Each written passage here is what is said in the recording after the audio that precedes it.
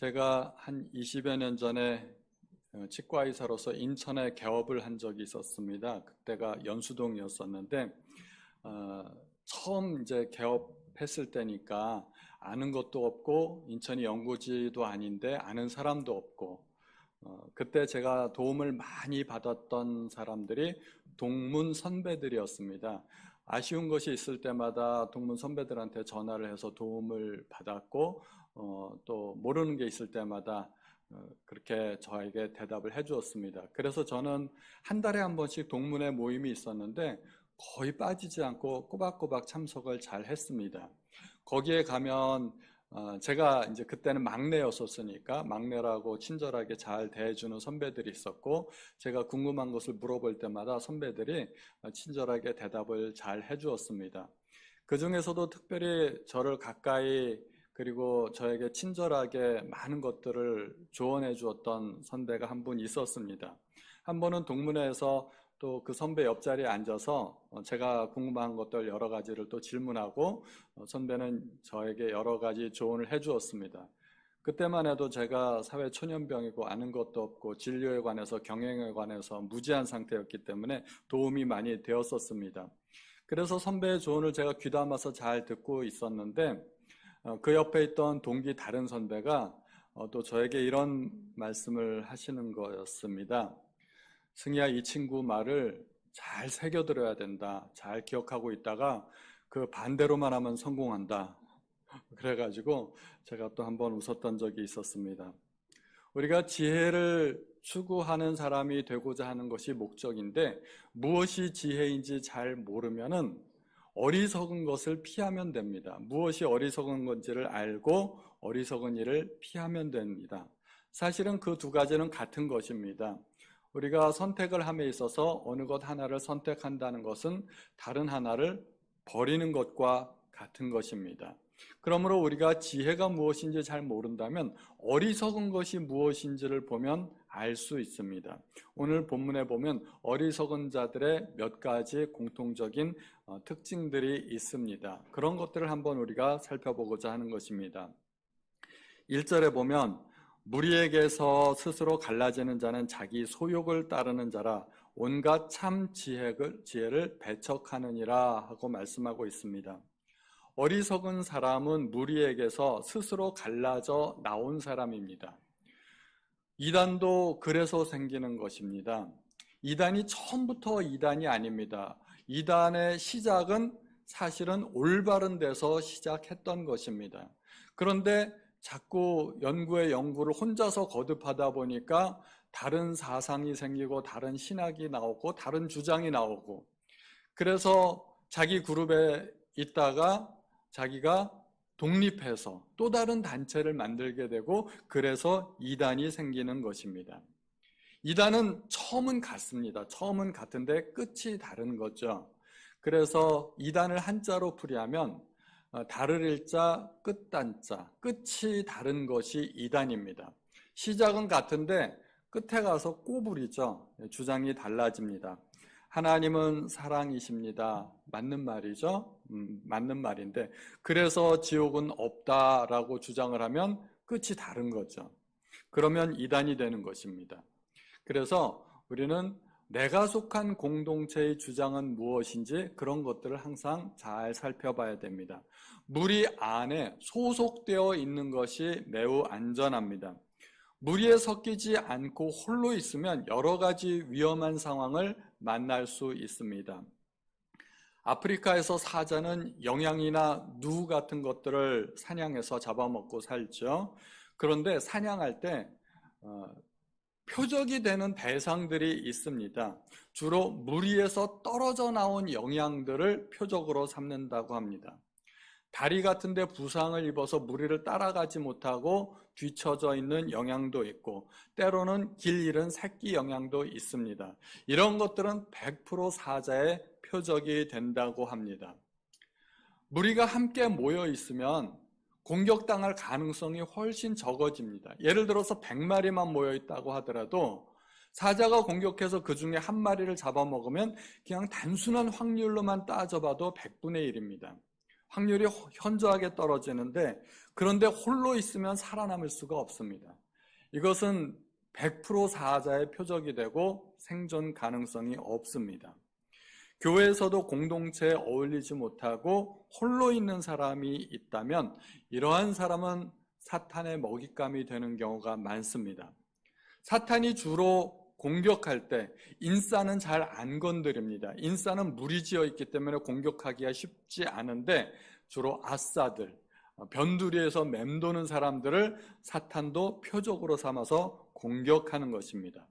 공동체의 보호를 받지 못하기 때문입니다.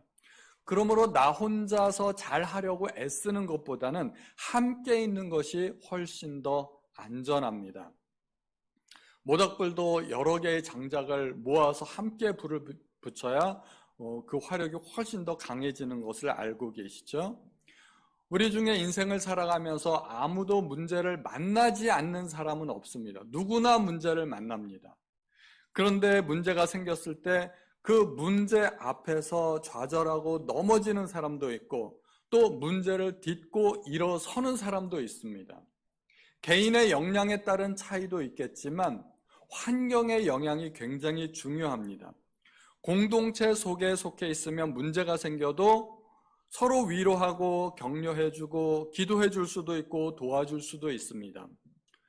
그래서 공동체 안에 있으면은 내가 넘어졌을 때 다른 사람들이 도와주고 또 다른 사람이 넘어지면 내가 도와주기도 하고 서로 간에 윈윈 역할을 하게 됩니다. 자녀들을 키우시다 보면 도움을 많이 받는 경우가 있습니다. 왜 같은 또래의 자녀들끼리 서로 친구가 되면 그 부모들끼리도 친구가 되고 공동체를 형성하는 경우가 많지 않습니까? 그래서 같은 또래의 자녀를 둔 부모들끼리 서로 네트워크를 형성해서 엄마들끼리 좋은 정보도 주고받고 또 도움을 주고받기도 합니다. 내 아이에게 생긴 문제는 저쪽 아이에게도 생길 수 있고 저 아이에게 생겼던 문제가 또 슬기롭게 잘 해결이 됐다면 나도 그러한 방법으로 해결을 받을 수가 있게 됩니다. 서로 도움을 주는 것입니다. 그러므로 함께 있으면 여러 가지 도움을 받을 수 있고 공동체는 굉장히 큰 유익을 줄 수 있게 됩니다. 교회도 동일합니다. 교회에 있으면서 서로 중보기도 해주고 도와주고 격려하면 그것이 서로에게 도움이 된다는 것입니다. 알코올 중독을 치료하는 방법에는 여러 가지가 있습니다. 대표적으로 입원이죠. 알코올 중독자들은 자기의 힘으로 중독을 이겨나갈 수 없습니다. 그래서 강제 입원을 하는 경우가 많고 약물 치료를 받고 상담을 받고 교육을 받고 여러 가지 방법들이 동원이 되는데 그 중에 중요한 방법 중에 하나가 알코올 중독자들의 모임에 참여하는 것입니다. AA라고 불리는데요. 알코올릭스 애너니머스라고 불리는 어려운 이름을 갖고 있습니다. 그 모임에 가입할 수 있는 유일한 조건이 딱 하나 있다고 합니다. 알코올 중독자로서 알코올 중독으로부터 벗어나고자 하는 욕망을 가진 사람이라면 누구나 그 모임에 가입할 수 있다고 합니다. 그것이 유일한 조건이라고 합니다. 이렇게 같은 목표를 가진 사람들이 서로 모여서 경험담을 나누고 서로 격려하고 서로의 의지를 북돋워 줍니다. 이렇게 같은 목표를 가진 사람들이 모여 있으면 훨씬 더 목표를 달성하기가 수월해집니다. 나 혼자 있으면 절대로 못 끊어요. 술도 그렇고 담배도 그렇고 어떤 분의 이야기를 들어보니까 결심으로 그것을 끊으려면 무인도에 가서 혼자 살아야 된다고 그러더라고요. TV도 봐서는 안 되고 길거리에 나가서 돌아다녀도 안 되고 모임에 참석해도 안 되고 다른 사람들이 누군가 그런 행동을 하는 것을 보면 유혹을 받는다는 거예요. 절대 그 유혹을 이길 수 없답니다. 그래서 모여 있어야 도움이 되는 것입니다. 전도서 4장 9절 10절에서는 이렇게 이야기합니다. 두 사람이 한 사람보다 나음은 저희가 수고함으로 좋은 상을 얻을 것임이라. 혹시 저희가 넘어지면 하나가 그 동물을 붙들어 일으키려니와 홀로 있어 넘어지고 붙들어 일으킬 자가 없는 자에게는 화가 있으리라. 누구나 넘어지지만 도와줄 사람이 있는 사람과 도와줄 사람이 없는 사람은 다르다는 겁니다. 그런데 미련한 사람들은 공동체를 따라가지 않는 사람이라고 합니다. 항상 공동체를 해치려고 하고 항상 반대 의견을 내고 공동체를 분열시키는 이 사람은 어리석은 사람입니다.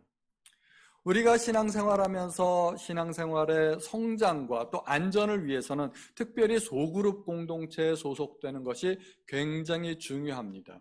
여기 계신 분들은 모두가 우리 송도좋은교회 등록된 분이시죠? 거의 모두 등록된 분이십니다. 그런데 만약에 교회에 등록하고서도 주일 예배를 드리는 것이 내 신앙의 전부라면, 그것이 전부라면 등록한 것이 무슨 의미가 있을까요?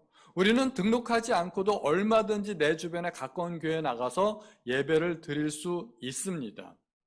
얼마든지 예배를 드릴 수 있는데 등록하고 안 하고가 그렇게 크게 중요하지 않다는 겁니다.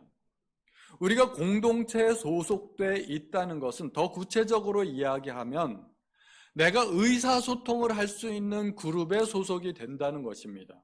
누군가 나에게 이야기를 해줄 수 있고 나도 내 이야기를 털어놓을 수 있는 그런 모임에 소속이 된다는 것입니다. 이 대배가 굉장히 중요합니다. 굉장히 중요하지만 한계가 있습니다. 이 대배는 일방적입니다. 선포되는 말씀을 듣기만 할 뿐입니다. 이 일방적인 관계만 가지고 내 신앙의 전부를 해결할 수는 없는 것입니다. 그러므로 우리가 교회에 소속된다는 의미는 더 정확히는 소그룹에 소속된다는 의미고, 우리가 남전도회, 여전도회 또는 구역예배나 각종 기도 모임, 성경 공부 모임에 참석해서 서로의 이야기를 듣고 내 이야기를 나눌 수 있는 그런 의사소통할 수 있는 집단에 소속된다는 것을 이야기하는 것입니다. 그것은 물론 주님을 위하는 일이기도 하지만 내 영혼의 안전을 위해서 필요한 것입니다. 그것이 참으로 공동체에 소속된다는 의미입니다. 공동체에 소속되어 있으면 신앙생활도 매우 쉬워집니다. 공동체가 흘러가는 그 방향에 내 몸을 맡기기만 하면 됩니다. 훨씬 수월해집니다. 신앙이 가장 쉽고 빠르게 성장하는 길은 교회 프로그램을 따라오는 것입니다. 모든 교회는 성도들을 위해서 가장 좋은 그 교회가 할 수 있는 최선의 프로그램들을 마련해 놓습니다. 어느 교회나 그 교회에 힘 닿는 데까지 성도들을 위한 준비를 다 하는 것입니다. 그러므로 여러분들이 신앙생활을 가장 안전하게 빠르게 잘 하려면 그 교회에서 준비한 모든 프로그램을 참석하시면 쉽게 성장할 수 있다는 것입니다. 이번에도 우리가 이중 목사님을 모시고 말씀 사경회를 가졌습니다. 참석하신 분들에게는 아마 큰 은혜가 있었을 것이라고 믿습니다. 우리가 혹시라도 못 보신 분들을 위해서 유튜브에다 저장을 해놓기는 했지만, 그런데 혼자서 나중에 따로 그런 것들을 보시게 되면 감동이 떨어집니다. 남들 은혜 받을 때 같이 은혜 받으시는 것이 좋다는 것입니다. 그리고 사실 혼자서 그런 거 찾아보는 것도 쉽지도 않고 또 잘 안 하게 됩니다. 또 본다 하더라도 감동이 다릅니다. 같지 않습니다. 식당에서 맛있는 음식을 드시고 나면 음식이 남을 때 아까워서 싸우시는 경우가 있죠. 그런데 싸가지고 와서 집에서 먹으면 이상하게 그 맛이 안 나요. 식당에서 먹는 맛과 집에서 먹는 맛이 똑같은 음식인데도 맛이 다르다는 것을 아마 많이들 경험해 보셨을 거예요. 우리가 현장에서 다 같이 은혜 받을 때 함께 은혜 받는 거하고 집에서 혼자 화면 보면서 받는 은혜하고 그 은혜의 깊이가 같지 않습니다. 그래서 남들 은혜 받을 때 같이 은혜 받으시는 것이 그것이 중요합니다. 또 미련한 사람은 2절에 미련한 자는 명철을 기뻐하지 아니하고 자기의 의사를 드러내기만 기뻐한다고 이야기합니다. 미련한 사람의 특징이 있죠. 고집이 셉니다. 자기 주장이 강합니다. 그래서 하나님도 어쩔 수 없는 사람이 교만한 사람, 고집 센 사람입니다. 우리가 신앙이 성숙한다는 것은 날마다 그리스도의 형상으로 닮아가는 것이고 변화되어 가는 것입니다. 변화되지 않고 성장이 가능하지 않습니다. 그런데 고집센 사람들은 변화를 거부합니다. 성장하지 않는다는 것입니다. 지혜는 말하기보다 듣기를 더 좋아하는 것이고 자기를 내세우기보다 공동체 유익을 먼저 생각하는 것입니다. 우리는 공동체 유익을 위해서 내 의견을 주장하지 않을 수도 있어야 됩니다.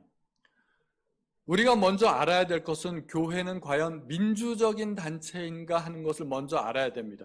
교회는 민주적인 단체가 아닙니다. 하나님이 왕 되시고 하나님의 통치가 이루어지는 곳이 교회입니다. 좁은 길로 가야 하고 사람들이 많이 가는 넓은 길로 가지 말라고 가르치는 곳이 바로 교회입니다. 그러므로 교회의 본질은 민주적인 공동체가 아니라는 것입니다. 진리에 관한 민주적인 절차를 따를 수가 없습니다. 그러나 진리에 관한 것이 아니라면 교회도 여러 사람들의 의견을 따르는 것이 안전하고 유익하다는 것입니다. 이제 여름이 다가오고 있는데 매년 여름이면 교회마다 수양회가 있지 않습니까? 여름 성경학교도 있고 수양회도 있습니다. 많은 사람들의 휴가 일정을 잡을 수 있는 7월 말이나 8월 초로 보통은 그렇게 수양회를 결정을 합니다. 그런데 어떤 사람은 7월 말이 좋다고 하고 어떤 사람은 8월 첫째 주로 하자고 그러고 어떻게 결정을 하면 좋을까요? 많은 사람들의 의견을 따라서 그런 경우에는 그렇게 결정하는 것이 유리하고 좋습니다. 많은 사람들이 참석할 수 있는 그런 시간대로 정해야 되지 않겠습니까? 이런 것은 진리에 관한 것이 아니기 때문에 대다수가 그렇게 하자고 하면 그 길로 따라가는 것이 안전합니다. 그런데 어느 단체나 유난히 자기 주장을 강하게 하는 사람들이 있습니다. 절대 다른 사람들의 이야기를 들으려 하지 않습니다. 자기 주장만 옳다고 하는 것은 그것은 독선입니다. 독선이고 교만입니다. 교만하기 때문에 자기의 고집을 버리지 않는 것입니다. 독선이 있죠. 그래서 성경은 교만 때문에 망한다고 이야기하는 것입니다. 뒤에 교만에 대해서 또 한번 이야기하겠지만 12절에 보면 사람의 마음의 교만은 멸망의 선봉이요 겸손은 존귀의 길잡이라고 이야기합니다. 고집이 센 것은 교만한 것이고 어리석은 것이고 멸망하게 된다는 그런 공식이 성립된다는 것입니다. 미련한 사람은 공동체를 생각하기보다는 자기의 주장만을 먼저 내세웁니다. 그래서 6절에도 보면 미련한 자의 입술은 다툼을 일으키고 그의 입은 매를 자청한다고 이야기합니다. 자기 주장만 내세우기 때문에 공동체가 화합하기보다는 분열하게 되고 다툼을 일으키게 되고 또 말 때문에 손해를 보는 경우가 많다는 것입니다. 어리석은 사람들은 무엇보다도 말의 실수가 많아요. 그래서 이 사람이 지혜로운 사람인지 어리석은 사람인지는 몇 마디 대화를 나누다 보면은 쉽게 알 수가 있습니다. 미련한 사람들은 말하는 특징들이 있습니다. 오늘 본문에도 몇 가지가 나오는데요. 첫 번째, 악인을 두둔하고 의인을 억울하게 만든다고 5절에 나와 있습니다. 우리가 잠언을 읽다 보면 지혜로운 자, 어리석은 자, 의인과 악인 이렇게 구분이 되는데 지혜로운 사람이 의인이고 어리석은 사람이 악인입니다. 성경에 나오는 악인이 살인, 범죄를 저지른 그 강력 범죄를 저지른 사람만 악인이 아니라 우둔한 사람은 다 악인이라고 이렇게 나오고 있습니다. 이분법적으로 의인이 아닌 사람들은 다 악인인 거예요. 우리식으로 얘기하자면 예수 안 믿는 사람들이 악인이고 어리석은 사람들인 것입니다. 그런데 우리는 살다 보면 세상 사람들을 부러워하고 공경할 때가 많아요. 저 사람들은 참 좋겠다고 부러워할 때가 많다는 거죠. 예수 안 믿지만 소위 세상에서 잘 나가는 사람들을 부러워하고 칭찬하고 나도 그렇게 되었으면 좋겠다고 생각하면 그것이 바로 어리석은 일이라는 것이에요. 로마서 1장 32절에 보면 그들이 이 같은 일을 행하는 자는 사형에 해당한다고 하나님께서 정하심을 알고도 자기들만 행할 뿐 아니라 또 그런 일을 행하는 자들을 옳다 하느니라. 악한 사람들은 악한 사람들을 칭찬해요. 세상에서 아무리 잘 나가도 예수 안 믿는 사람들이라면 우리는 부러워할 것이 아니라 두둔할 것이 아니라 불쌍하게 생각할 수 있어야 됩니다. 그것이 지혜로운 사람입니다. 또 미련한 사람들은 다툼을 일으킵니다. 6절에 나와 있죠. 미련한 자들은 들을 줄은 모르고 자기 주장만 내세우기 때문에 타협이나 협상이 잘 안 됩니다. 가끔 보면 그런 사람들을 만날 수 있습니다. 막 침튀기면서 이야기를 하는데 뭐라고 얘기를 해도 설득이 안 돼요. 주작이 너무너무 강해요.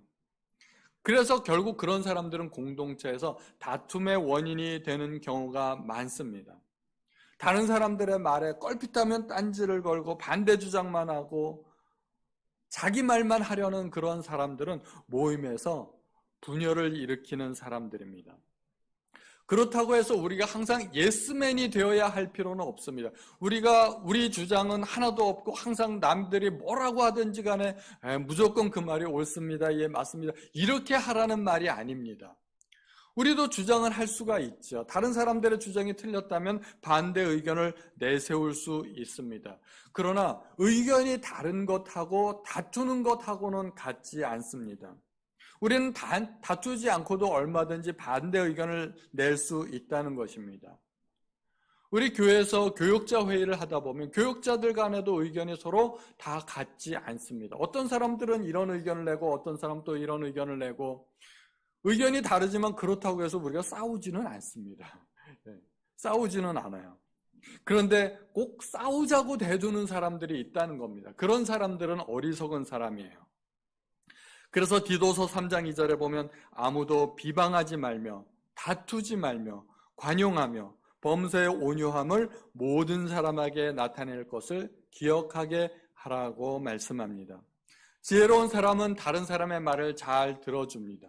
의견을 존중해주고 적당한 데 맞장구도 잘 쳐주는 사람입니다. 그리고 심지어 그가 틀렸다 하더라도 그의 의견을 존중해주고 그의 잘못을 지적해줄 때도 매우 신중하고 조심스럽게 말하는 것입니다. 또 지혜로운 사람들과 어리석은 사람들의 특징, 미련한 사람들은 말 때문에 망하게 됩니다. 그들은 어리석은 말 때문에 주변 사람들로부터 싫어함을 당하는 경우가 많아요. 자꾸 불평, 불만하고 어떤 사람 험담하고 욕하고 그런 사람들과 사귀고 싶겠습니까? 그런 사람들의 말을 자꾸 듣다 보면은 막 짜증이 나요. 그래서 더 이상 이야기하고 싶지 않은 경우가 많습니다. 부정적인 사람들의 말은 어둠의 힘이 있습니다. 말에도 힘이 있어요. 그 어둠의 힘이 나타나기 시작하면 그 듣는 사람들도 영향을 받게 됩니다. 막 가슴이 답답해지고 우울해지고 막 몸이 피곤해지고 의욕도 잃어버리게 되고 빨리 그 자리를 떴으면 좋겠다는 생각이 들게 됩니다. 그래서 부정적인 사람들은 주변에 친한 사람들이 별로 없는 겁니다. 심지어 사람들로부터의 그런 영향뿐만이 아니라 말 자체가 그러한 사람들의 운명을 묶습니다. 말은 우리가 생각하는 것보다 훨씬 더 큰 힘을 갖고 있습니다. 하나님께서 세상을 창조하실 때 말씀으로 창조하셨다는 거 다 아시죠? 예수님도 이적을 일으키실 때 다 말씀으로 일으키셨습니다. 바람과 바다를 말씀으로 잔잔케 하시고 나사로를 무덤에서 불러내실 때도 말씀으로만 하셨습니다. 사람은 하나님의 형상으로 창조되었기 때문에 사람의 말도 능력이 있습니다. 우리는 말로서 내 의견을 상대방에게 전달합니다. 내 감정도 전달할 수 있습니다. 말로서 일하는 사람도 있고 말로서 사람들에게 일을 시킬 수도 있습니다. 우리는 다른 동물들과 다른 뛰어난 특징을 가진 것이 바로 이 말이라는 것입니다. 저도 지금 말로서 일하고 있는 거 아니겠습니까? 말로서 설교합니다. 그런데 이 말은 능력이 있는데 긍정적인 능력을 일으키는 경우도 있고 부정적인 능력을 일으키는 경우도 있습니다. 우리가 어떤 말을 하느냐에 따라서 긍정의 힘도 나타나고 어둠의 힘도 나타날 수 있는 것입니다. 그래서 잠언 18장 21절에 보면 죽고 사는 것이 혀의 힘에 달렸나니 혀를 쓰기 좋아하는 자는 혀의 열매를 먹는다고 이야기하는 것입니다. 말이 그들의 운명을 결정합니다. 수로보니게 여인이 예수님께 아주 지혜롭게 대답했습니다. 상 아래 개들도 아이들의 먹던 부스러기를 먹나이다. 그리고 예수님께서 그 말을 들으시고 탄복하셨어요. 이렇게 말씀하셨습니다. 이 말을 하였으니 돌아가라. 귀신이 내 딸에게서 나갔느니라. 여인의 말 속에서 주님은 믿음을 보셨던 것입니다. 한 번은 주님께서 길을 가실 때 소경 두 사람이 따라오면서 소리를 질렀습니다. 다윗의 자손이여 우리를 불쌍히 여기소서. 예수님께서 질문하셨습니다. 내가 능히 이 일을 할 줄을 믿느냐? 주여 그러하오이다. 너희 믿음대로 될지어다. 백부장에게도 동일한 말씀을 하셨습니다. 내 믿음대로 될지어다. 예수님께서 내 믿음대로 될지어다 혹은 내가 믿은 대로 될지어다 라고 말씀하실 때 그것을 바꾸어 말할 수 있습니다.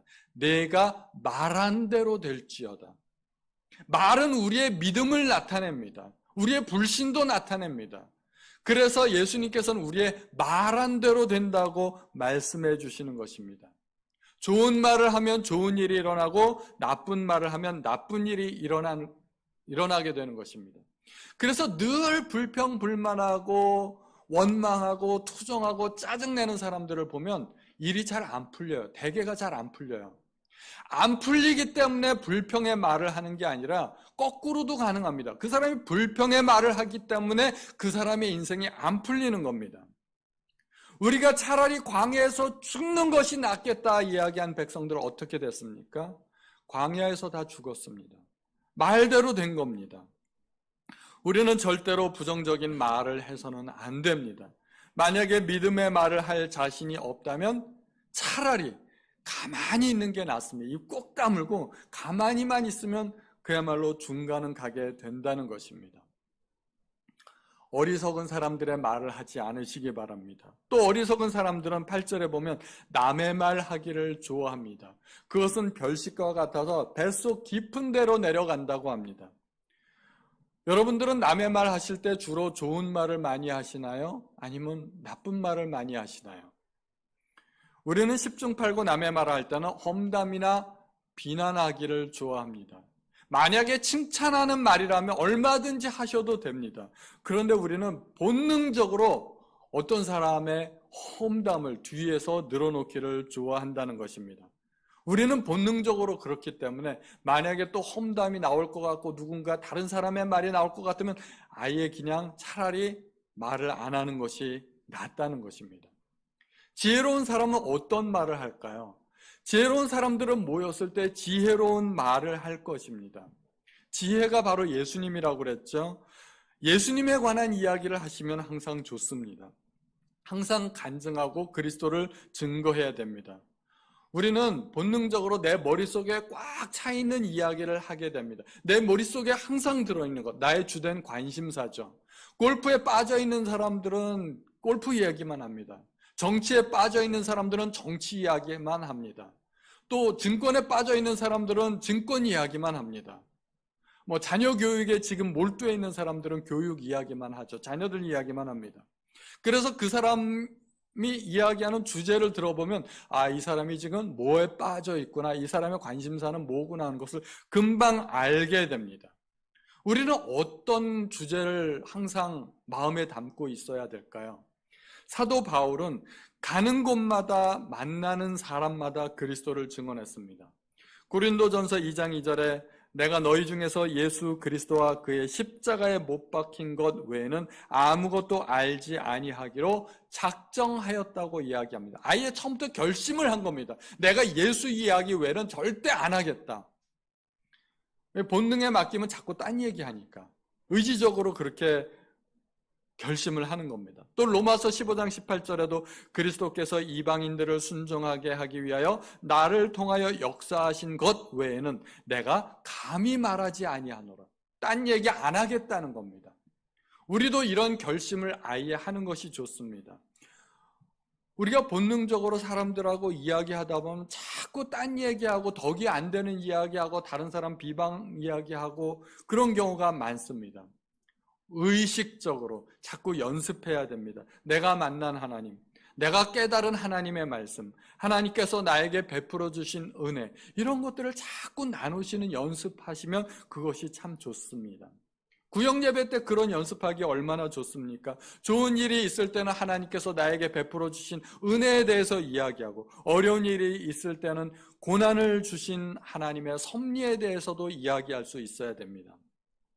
마지막으로 교만한 사람, 이 사람이 바로 어리석은 사람입니다. 잠언 18장 12절 아까도 읽었지만 사람의 마음의 교만은 멸망의 선봉이요 겸손은 존귀의 앞잡이니라. 주장이 강한 것도 교만이지만 하나님 말씀보다 내 경험과 내 능력을 더 의지한다면 그것이 교만이 되는 것입니다. 10절에 보니까 여호와의 이름은 견고한 망대라고 이야기합니다. 의인은 그리로 달려가서 안전함을 얻습니다. 그러나 어리석은 사람은 자기의 능력을 더 의지합니다. 지위가 높은 사람은 뭘 의지할까요? 자기의 지위. 권세 있는 사람은 자기의 권세. 학력이 뛰어난 사람은 자기의 학력. 재물이 많은 사람은 자기의 재물을 의지할 것입니다. 그래서 부자의 재물은 그의 견고한 성이 되고 높은 성벽같이 여긴다고 말을 합니다. 성 안에 있으면 안전하죠. 높은 성벽은 쉽게 무너지지 않습니다. 그래서 재물을 의지하는 사람은 하나님을 의지하지 않게 된다는 것입니다. 그것이 어리석은 행동이라는 것입니다. 그래서 주님도 말씀하셨죠. 부자가 구원받는 것이 낙타가 바늘귀로 통과하는 것보다 어렵다고 말씀하십니다. 비단 재물뿐만 아니라 그것이 무엇이든 간에 우리가 의존하는 하나님 아닌 다른 것이 있다면 그것이 교만이 될 수 있고요. 하나님으로부터 떨어뜨려 놓는 도구가 되는 것입니다. 제가 학생 때 신앙 좋으신 교수님 한 분이 계셨습니다. 그분이 저희 동아리에 오셔서 예배 인도를 한번 해주셨습니다. 신앙이 좋으시다 보니까 동료 교수님들께 이렇게 전도를 했겠죠. 전도가 잘 됐을까요? 잘 안 됐겠죠. 그분이 경험담을 이야기하시는데 주님은 부자가 구원받는 것이 낙타가 바늘귀 통과하는 것만큼 어렵다고 했는데 내가 보니까 그 교수님 말씀이에요. 교수가 구원받는 건 아스팔트에 장미꽃이 피는 것보다 어렵더라. 그렇게 말씀하셨어요. 부자 못지않게 이게 아는 똑똑한 사람들이 구원받기 힘들다는 걸. 저도 그 말에 아주 동감이 됩니다. 똑똑한 사람들이요 전도 안 됩니다.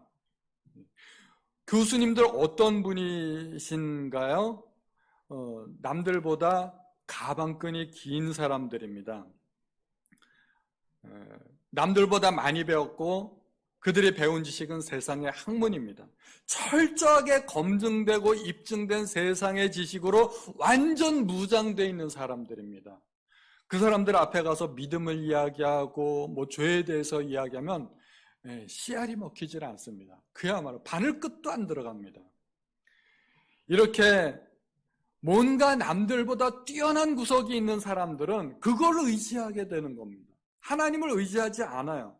그래서 참 모순적이게도 남들보다 뛰어난 그 어떤 것 때문에 하나님을 의지하지 않게 되고 그것이 하나님 보시기에는 어리석은 것이 되는 것입니다. 그래서 하나님께서는 세상에 어리석은 사람들을 선택하여서 지혜로운 사람들을 어리석게 부끄럽게 만든다고 하는 것입니다.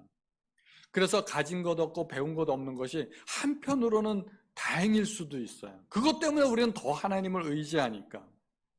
만약에 부자가 재물이 많아서 하나님을 의지하지 않는다면 그 재물이 걸림돌이 되는 것입니다. 환난이나 핍박이 아니라 하나님 믿는데 재물이 걸림돌이 될 수도 있다는 것입니다. 우리는 지혜를 추구하는 사람들입니다. 그런데 지혜가 무엇인지 잘 모르면 무엇이 미련한 것인지를 한번 살펴봐야 됩니다. 주변에 어리석어 보이는 사람들 많이 있죠. 대화를 나누다 보면 저 사람은 어리석은 사람. 그럼 그 사람 가는 길에 반대로 가면 됩니다. 그런데 하나님께서는 우리에게 지혜를 주시기 위해서 잠언서를 주셨습니다. 잠언서를 읽다 보면 지혜가 어떤가요?